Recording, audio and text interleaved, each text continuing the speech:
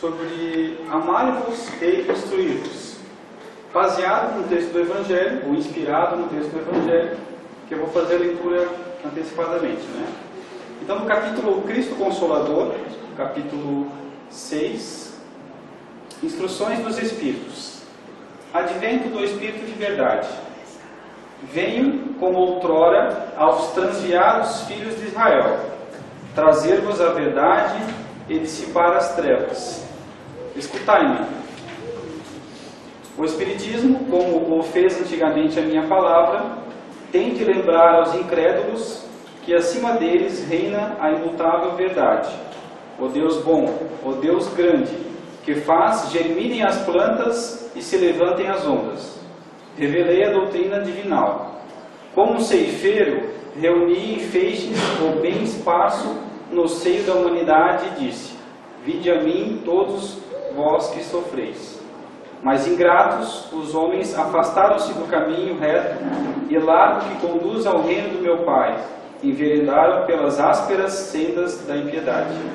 Meu Pai não quer aniquilar a raça humana, quer que, ajudando-vos uns aos outros, mortos e vivos, isto é, mortos segundo a carne, porquanto não existe a morte, vos socorrais mutuamente, e que se faça ouvir não mais as vozes dos profetas e dos apóstolos, mas as dos que já não vivem na terra, aclamar: orai e crede, pois que a morte é a ressurreição, sendo a vida a prova buscada, e durante a qual as virtudes que houverdes cultivado crescerão e se desenvolverão como o cedro. Homens fracos, que compreendeis as trevas das vossas inteligências, não afastei o facho que a clemência divina nos coloca nas mãos para vos clarear o caminho e reconduzir-vos, filhos perdidos, ao regaço do vosso Pai. Sinto-me por demais tomado de compaixão pelas vossas misérias, pela vossa fraqueza imensa, para deixar de estender mão socorredora aos infelizes transviados que, vendo o céu, caem nos abismos do erro. Crede, amai, meditai sobre as coisas que são reveladas. Não mistureis o joio com a boa semente, as utopias com as verdades. Espíritas, amai-vos, este é o primeiro ensinamento. Instruí-vos, este é o segundo. No cristianismo encontram-se todas as verdades. São de origem humana os erros que nele se enraizaram. Eis que, do além-túmulo, que julgáveis ou nada, vozes vos clamam: irmãos, nada perece. Jesus Cristo é o vencedor do mal, sede os vencedores da impiedade. Espírito de Verdade, 1860. Baseado nesse texto, a gente vai começar a falar sobre o que é o amor e o que é a instrução. Porque a gente vai perceber que um não vive sem o outro.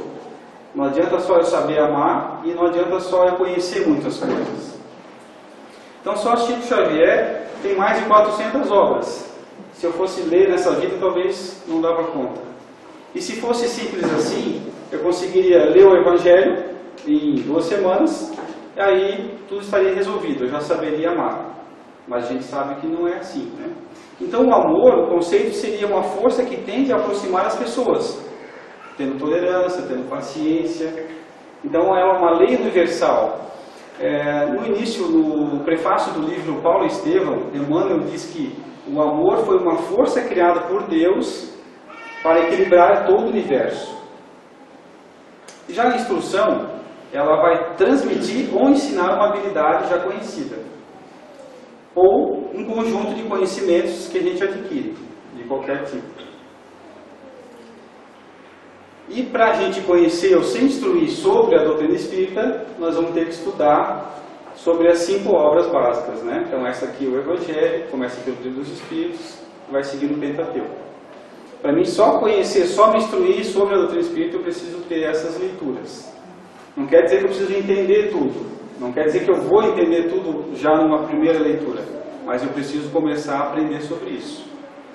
No Evangelho, então, ele vai dizer que o amor é uma coisa mais ampla. No início, o homem não tem senão instintos. Mais elevado e corrompido, só tem sensações. Mais instruído, Exemplificado tem sentimentos. E o ponto delicado do sentimento é o amor. Não o amor no sentido vulgar do termo, mas esse sol interior que condensa e reúne o seu foco ardente todas as aspirações e todas as revelações sobre-humanas. Já ampliou um pouquinho o que é o amor. Jesus veio pessoalmente na Terra, né, nos ensinar o que é o amor. Ele não podia ter falha, não podia mandar alguém explicar. Ele mandou Moisés para trazer as leis, mas quando foi para falar de amor, ele veio pessoalmente. Sendo espírito puro, crístico, ele sabia que ele não ia errar, e a gente não encontra falhas nas leituras que falam sobre ele, o que ele trouxe. Então Jesus trouxe várias coisas. Uma das frases que vocês vão lembrar: conhecerei a verdade e a verdade vos libertará.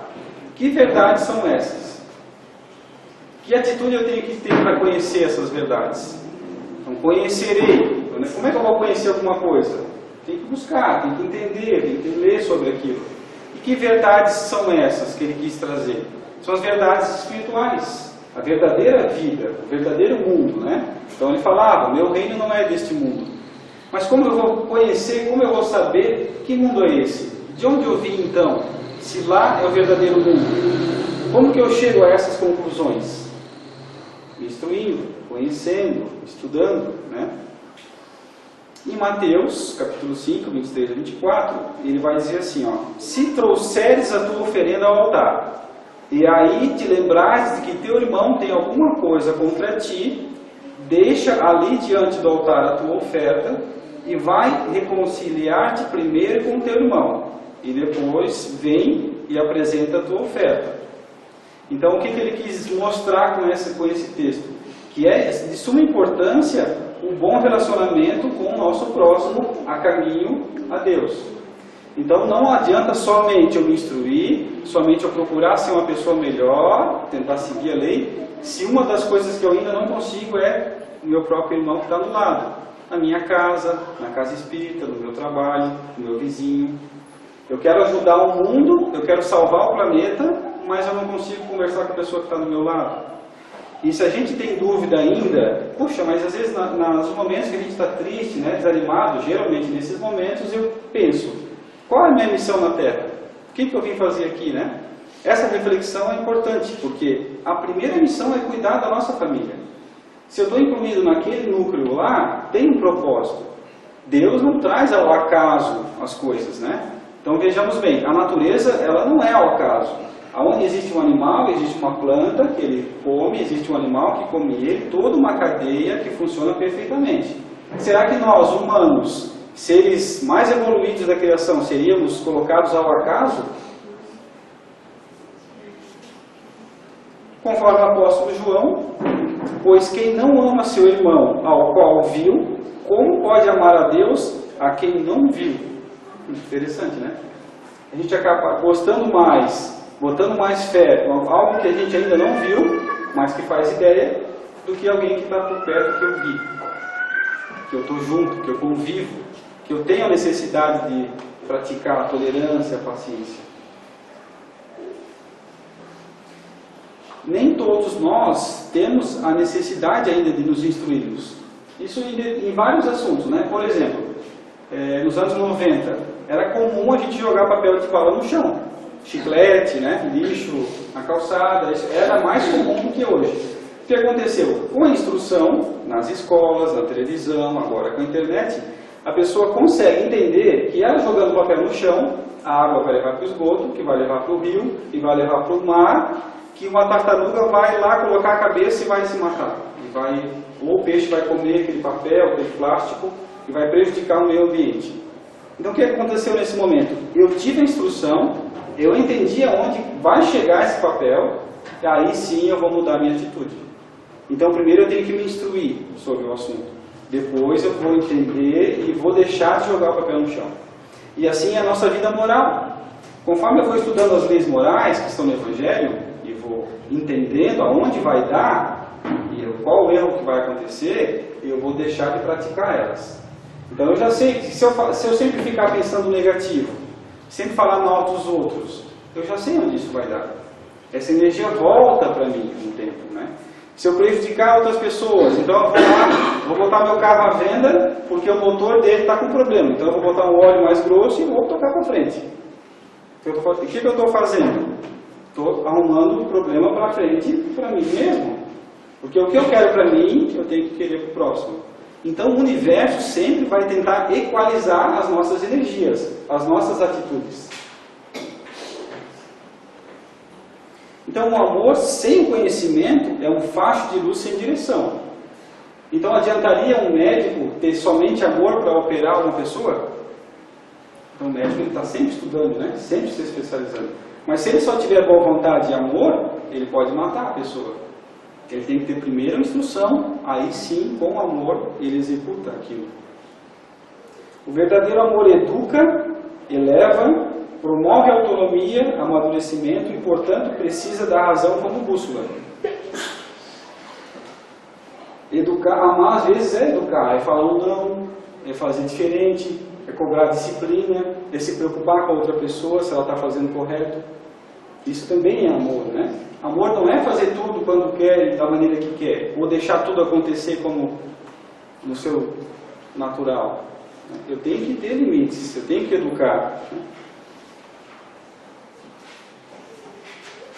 Então a inteligência precisa do amor para ser útil.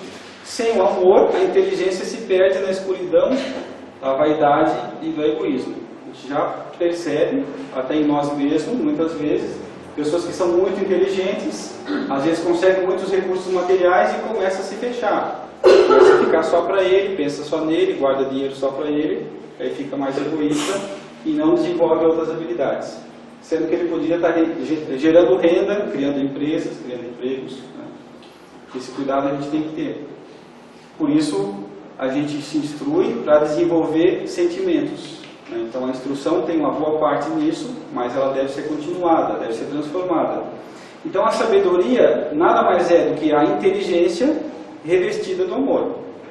Ou ainda o amor guiado pela inteligência.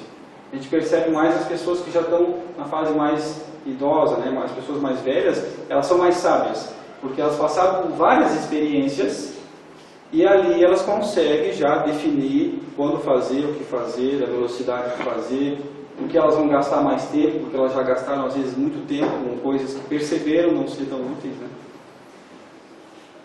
No Livro dos Espíritos, na questão 780, Allan Kardec faz uma pergunta e a resposta é que a evolução moral ela só vai dar passos à frente conforme a evolução intelectual.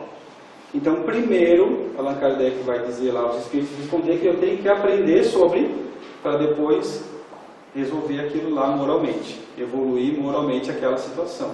Que é o nosso exemplo da ecologia, que é o nosso exemplo de outras coisas da nossa vida. A gente vai primeiro conhecer, para ter uma opinião, para gerar um conteúdo, para mim depois fazer melhor, e fazer cada vez melhor. Então, a nossa mente, ela só trabalha com informações que eu vou trazer para ela. Então, quanto mais livros eu vou ler, mais eu vou expandir a capacidade de eu fazer as coisas da maneira mais certa possível. Né?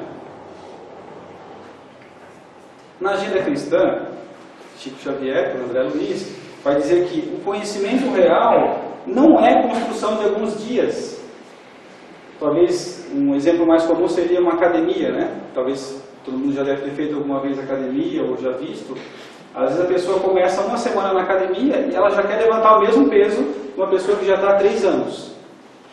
Talvez ela até consiga no primeiro momento, mas ela vai estourar toda a musculatura. No outro dia, então, vai estar tudo doendo. Então, o nosso aprendizado moral das leis universais é gradual. É como se fosse quase que um aprendizado de um instrumento musical. Talvez quem já fez também vai entender melhor. O violão, principalmente. O violão tem uma nota lá, que é o Fá, que ele vai uma pestana, né? E essa nota ali, talvez, demore 1 ano, às vezes, para sair um som. Demora mesmo. E eu tenho que insistir, ser persistente, para que daqui a pouco de 1 ano eu consiga tocar músicas que tenham aquela nota. Mas eu até posso fazer ela, não vai sair bonita, mas eu vou persistir. Então, para a gente aprender a ser uma pessoa melhor, eu vou ter que persistir.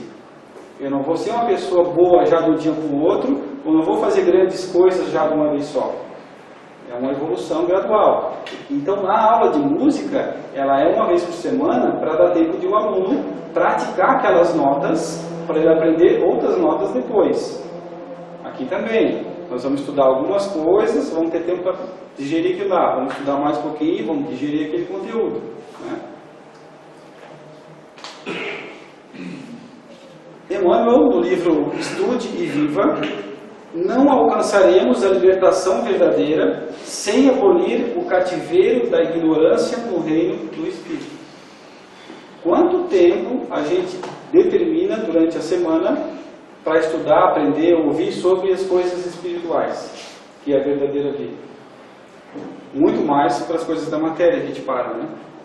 Então a gente não quer saber nem para onde a gente vai, como que vai ser lá, se vai ser difícil, o que eu vou encontrar. Eu quero saber do agora. Depois não me interessa.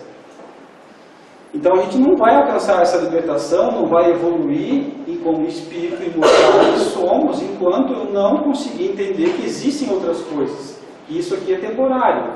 Tudo que acontece comigo agora são experiências, são desafios, são oportunidades de exercício do espírito que é imortal.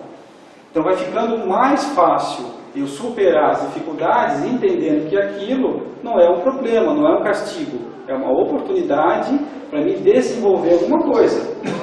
Se eu passo por uma dificuldade, eu tenho que aprender com ela. Então as pessoas às vezes entendem o karma de uma forma talvez equivocada, né? Porque o karma, ele é algo que eu devo superar, não que eu devo aceitar e sofrer. Então se existe um karma na minha concepção, eu devo superar ele. Tem uma história de um livro, que eu não lembro a referência. A pessoa chegou no mundo espiritual lá, né, foi fazer o acerto de contas lá, com o anjo da guarda dela. Ah, isso aqui é ok, casamento. Opa, tem um probleminha aqui no casamento. Como assim?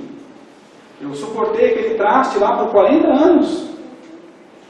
Daí a pessoa que estava orientando ela deu uma risada e disse: olha, aí que está um problema. Você não tinha que ter suportado ele, você tinha que ter amado ele, tolerado ele, tido paciência com ele todo esse tempo. Agora você vai ter que voltar, casar com ele novamente e exercitar de novo. Então não é um karma, são oportunidades que eu tenho que agradecer a Deus.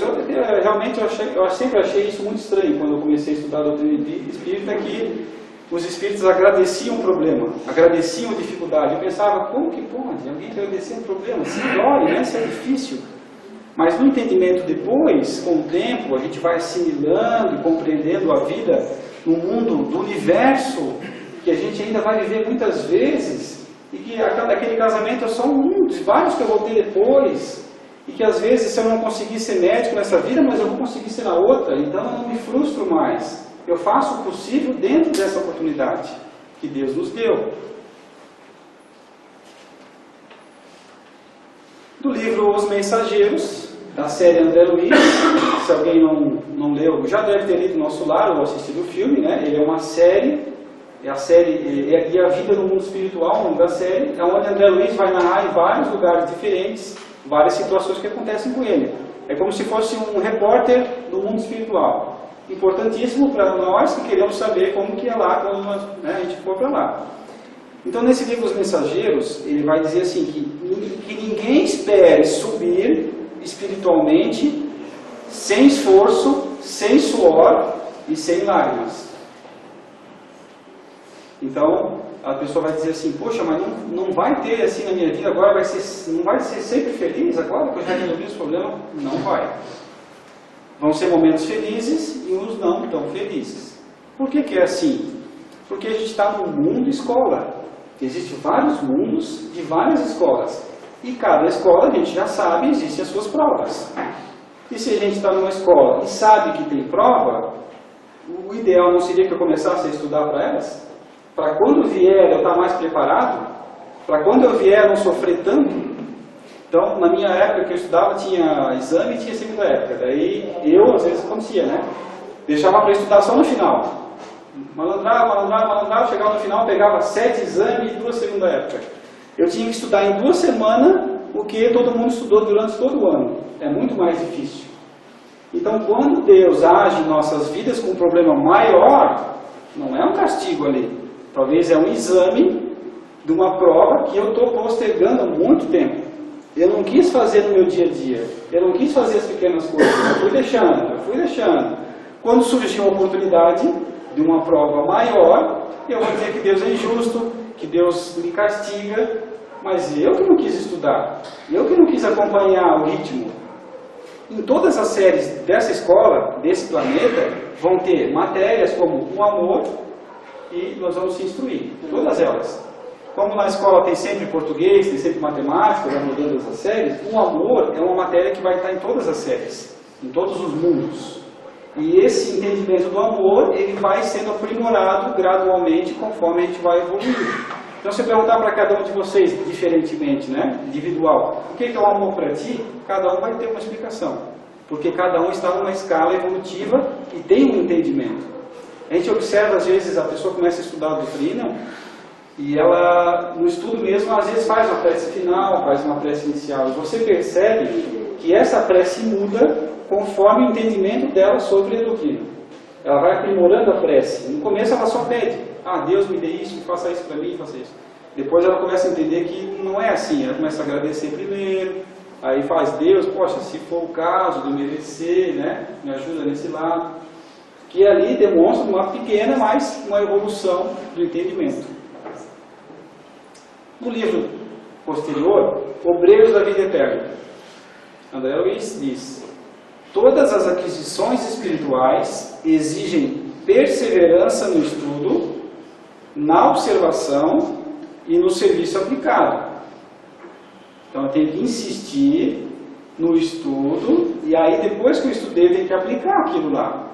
Porque se eu só ficar estudando também, não vou resolver minha questão. Se eu só souber como é que faz e não fazer, não resolveu. Fiquei parado. Então se instruir é uma parte. Então quando eu vou no médico que ele dá uma receita para nós, é metade do tratamento. Eu seguir a receita é a minha parte do tratamento. Eu tomar o remédio na hora certa, eu comer os alimentos que ele passou corretamente, vai depender de mim. Ele não vai me ligar, vou tomar ácido anti-inflamatório aí às 10 horas.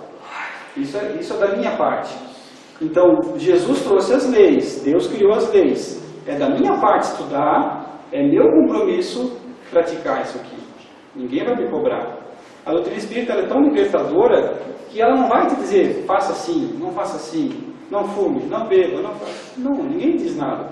Você, por entendimento próprio, no momento que você entender que aquilo te faz mal, você para.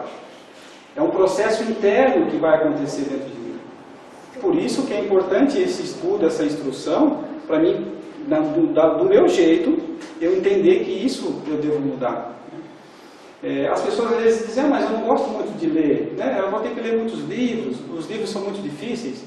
Mas tem palestras hoje, né? Tem palestra no YouTube, tem audiolivro, tem radionovela, tem muitas oportunidades hoje. Eu aprendo muito mais vendo, né? Escutando alguém falar, eu aprendo mais. Quando eu estou lendo, não aprendo tanto. Mas tem pessoas que aprendem mais lendo. Então a gente não precisa se culpar, né? Nossa, agora então eu estou para trás, eu não vou conseguir acompanhar os estudos. Consegue sim. Conversando com uma pessoa sobre o assunto, você está se instruindo, né? Você está aprendendo. Então as casas espíritas hoje, no mundo e no Brasil, elas se preocuparam com a instrução, porque sabe que é ali o começo. Então a Federação Espírita Brasileira, em 1976, houve uma comunicação espiritual sugerindo que o movimento espírita organizasse a forma de estudar. Porque o que acontecia antigamente? Uma pessoa lia um livro, a outra lia um outro livro. Quando elas iam conversar entre elas não se entendiam. Porque às vezes tinham lido numa sequência diferente, às vezes ela tinha lido só o Evangelho, o outro cara tinha lido lá o livro do Chico Xavier, e quando elas iam conversar não fechava.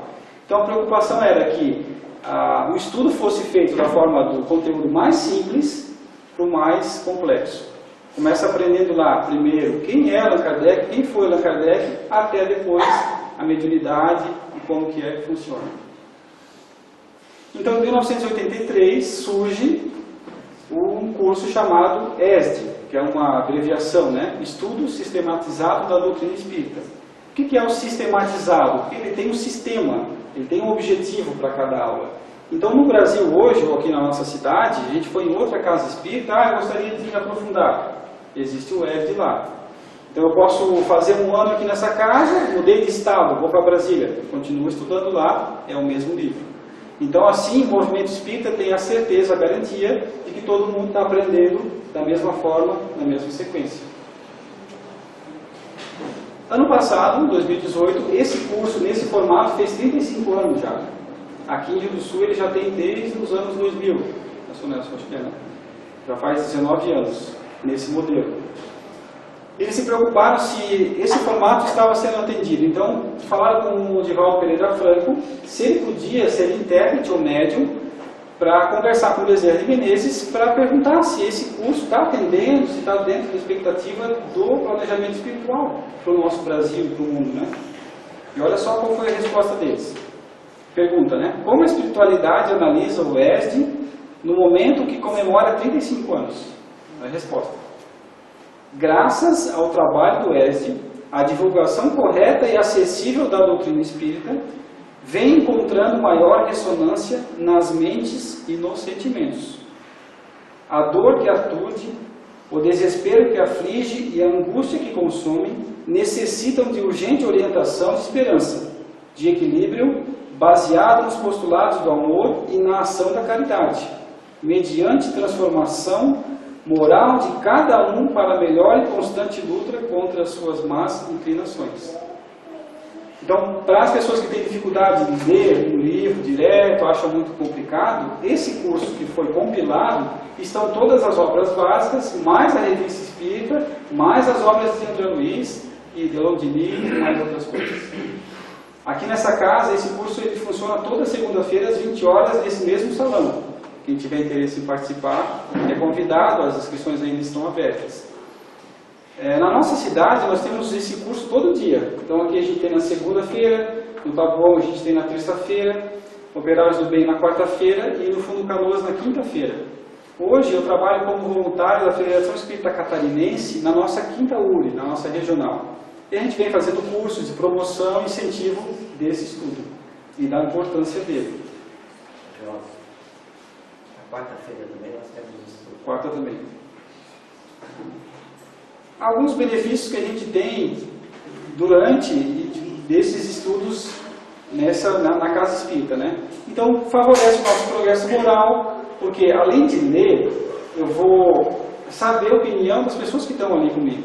Porque às vezes eu tenho um entendimento, a outra pessoa tem um entendimento. E com os nossos entendimentos, isso cresce. Então, às vezes eu vou relatar um problema que eu tenho na minha vida, outra pessoa relata o problema dela, e isso vai crescendo e o aprendizado muito grande, né? Diz Allan Kardec no Livro dos Espíritos que por meio do Espiritismo a humanidade tem que entrar numa nova fase, a do progresso moral, que lhe é consequência inevitável. Então, dentro das leis do universo, das leis de Deus, existe a lei do progresso. E essa lei do progresso vai nos incitar, invariavelmente, a progredir, a ir para frente, a se instruir, a melhorar, tanto intelectual quanto moral. Então, hoje, agora, todos nós temos esse conhecimento. Olha, o meu compromisso é amar, aprender a amar, cuidar da minha família, me instruir e evoluir pelo menos um pouquinho. Então, tem bastante coisa para fazer aqui. A gente pensa assim, poxa, mas que vida sem sentido, né? Não tem muito o que fazer aqui, é só trabalhar, ir para casa. Não, a gente tem bastante coisa para fazer. E a oportunidade de estar aqui ela é muito rara, porque a fila para voltar para a Terra é muito grande. Quando nós desencarnamos, chegamos lá e vimos que a realidade espiritual era muito grande e às vezes eu deixei de fazer muitas coisas aqui, logo eu quero voltar. Mas aí para voltar, eu pego a fila de novo. Eu vou entrar na fila e isso pode demorar, porque hoje as pessoas têm menos filhos, né? É mais difícil. Então a gente tem que aproveitar ao máximo essa nossa oportunidade aqui, se instruir, de aprender, tentar colocar em prática. Na agenda cristã, a André Luiz complementa. O conhecimento espírita é a orientação para a vida essencial e profunda do ser. Claro que a evolução é lei para todas as criaturas, mas o espiritismo intervém no plano da consciência, ditando normas e comportamentos suscetíveis de traçar caminhos retos à ascensão da alma, sem necessidade de aventuras nos labirintos da ilusão que correspondem às curvas aflitivas do sofrimento. Uma das coisas que nós vamos conseguir desenvolver também é a fé raciocinada. Como é que é a fé raciocinada? Primeiro eu vou me instruir, eu vou saber como funciona. Então eu vou pedir para Deus me ajudar, vou fazer uma prece para Ele. Como é que tem que ser essa prece? Sendo o mais racional possível. Eu vou pedir para Ele me ajudar a passar no vestibular? Ou eu vou pedir para Ele me ajudar a me concentrar para fazer a prova, pedir para Ele me ajudar a me esforçar para me estudar, para me poder fazer a prova. Eu vou viajar, eu vou pedir para Ele me ajudar na estrada, a me manter calmo, tranquilo. Não para que Ele livre de todos os males, mas para que eu consiga fazer as coisas. Então essa é uma fé raciocinada. Eu sei como Ele age, eu sei das leis. Então Deus não vai contrariar, desviar uma lei dele para nos atender. Tem que estar dentro da lei para acontecer com a gente.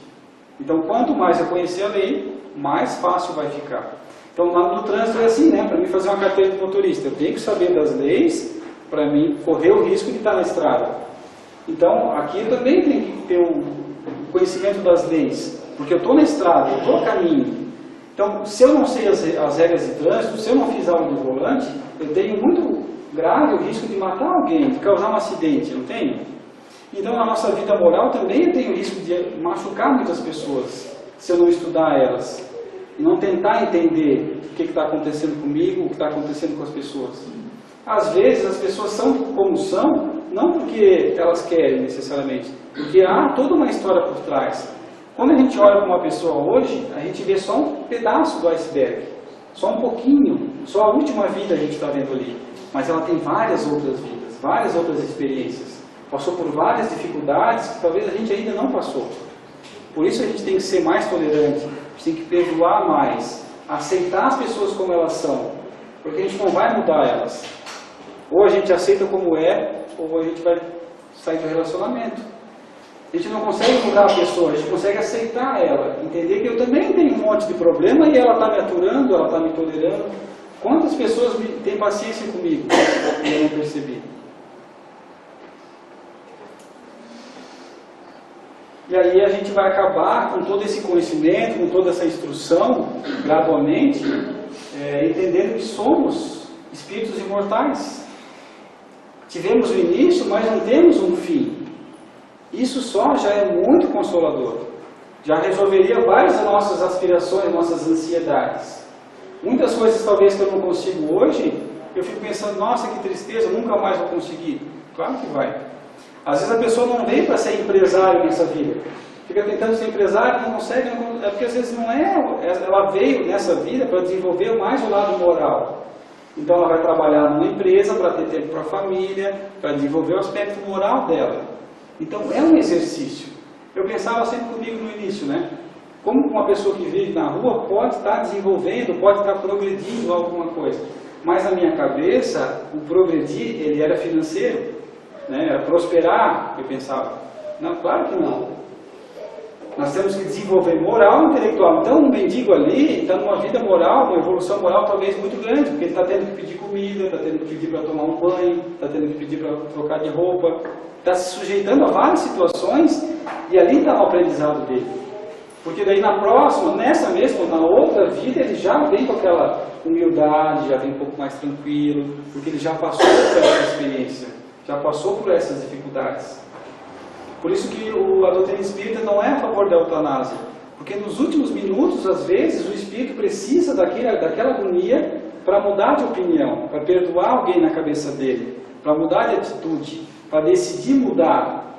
É claro que ele não é só decidir, ele vai ter que mudar depois na prática, mas a primeira decisão já é alguma coisa, né? Então quando eu primeiro percebi, eu estou estudando, eu comecei a me conhecer, já sei o que eu tenho que melhorar, já é um grande passo. Percebi que eu sou muito impaciente em casa, opa, já é um grande passo.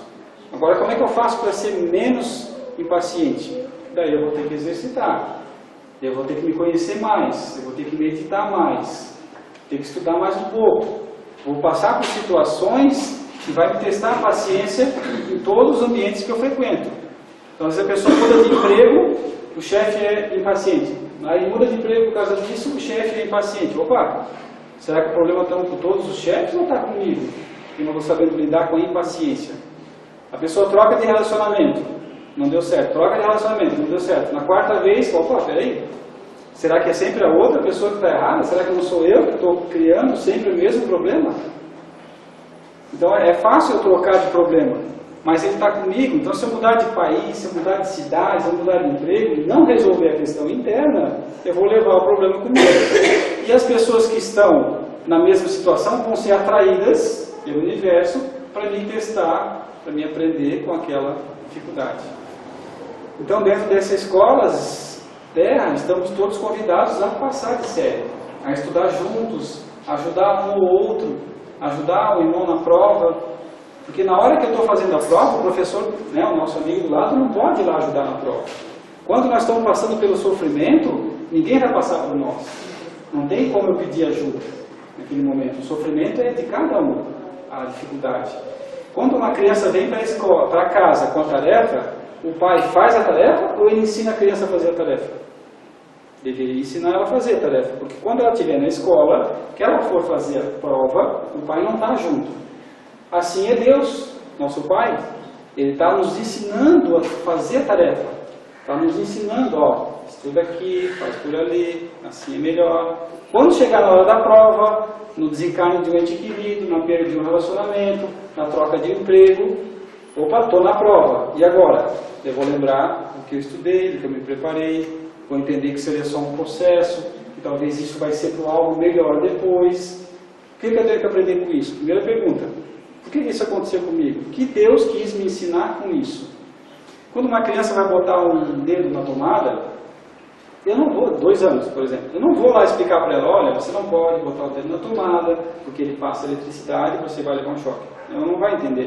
O que acontece nesse momento com a reação? O pai ou a pessoa que está perto vai lá e puxa a criança rapidamente. Vou dar um tapa nela, na mão dela. Nós, todos, como crianças espirituais que somos, Deus, às vezes, dá um tapa. Dá um puxãozinho. Porque senão nós íamos levar o choque. E ali ia sofrer muito mais. Então os percalços da vida, às vezes maiores ou menores, são sempre para nos auxiliar. O apóstolo Paulo dizia, de tudo dai graças. De tudo dai graças. Aconteceu alguma coisa? Dai graças. Furou um pneu, vou me atrasar no compromisso. Dai graças. Porque às vezes no caminho pode ter acontecido um acidente e eu estava envolvido no acidente. E isso eu só vou saber depois, eu passar pelo acidente, né? Então na minha fé raciocinada eu já tenho que pensar nisso tudo. Tenho que pensar que Deus está na direção do planeta. Jesus no leme. Que eu tenho vários espíritos amigos que me auxiliam nisso. Eu não estou sozinho aqui. Vários amigos estão torcendo por mim aqui na Terra, para que eu consiga fazer o que eu vim fazer. Muitas vezes a gente pensa, ninguém gosta de mim, eu não sei o que fazer, né? Mas tem vários amigos espirituais nos ajudando. Conforme eu vou ajudando outras pessoas, eu vou agariando mais amigos espirituais. Porque quando eu ajudo alguém, o anjo da guarda, os amigos espirituais daquela pessoa, vão olhar para mim e dizer, poxa, o Pablo é gente fina. Grava o nome dele aí. Quando eu estiver fazendo a minha prece, precisando de ajuda, quem vai me ajudar? Todos aqueles amigos espirituais que eu conquistei fazendo bem. Então é assim que Deus age. Deus age pelas pessoas, encarnados ou desencarnados. Amigos que nós vamos conquistando. Por isso é importante perdoar, tolerar, fazer boas amizades, se enturmar, conquistar novas amizades, porque é em sociedade que nós vamos evoluir. Não tem outro jeito. Se eu me isolar e fugir dos problemas, como que eu vou mostrar e provar que eu sei, que eu passei na prova? Eu estou fugindo da prova. Né? Quando eu era pequeno, às vezes fingia uma febre, fingia uma dor de barriga para não ir na aula porque tinha prova. Às vezes a gente faz isso, né? E às vezes a gente acha que tudo na vida vai ser bom, vai ser fácil, tem que ser alegre. Não, tem coisas que não são tão alegres. Eu lembro que quando tinha dia de vacina na escola, eu já me escondia, eu pensava até em fugir da escola para não tomar vacina, tinha medo, né? Então a gente não pode fugir da escola, a gente não pode tentar sair dessa vida sem concluir. Nós temos que ir na fila, como eu fazia, ir na fila da vacina, fingir que não tem problema, fecha o olho e vai doer aquele cantinho e deu. O problema que nós temos hoje vai doer um pouquinho, é uma vacina. Então a vacina às vezes tem um negocinho ruim ali, a bactéria ali, ó, que vai dar aquele, talvez um mal-estar inicial ou uma dor, mas que é para proteger de coisas maiores e piores. E assim são as nossas dificuldades. O O verdadeiro discípulo do Evangelho deve instruir amorosamente os seus adeptos na preciosa doutrina que dissipa os erros das revoltas. Essas instruções permitem-nos aceitar de forma resignada as circunstâncias adversas, entendendo-as como necessárias ao nosso progresso moral e espiritual. Agora, sou espírita, não tenho mais problema. Continua os mesmos problemas. Mas a minha visão sobre eles deve mudar com o tempo. E assim eu suporto melhor. Agradeço a oportunidade e uma boa noite.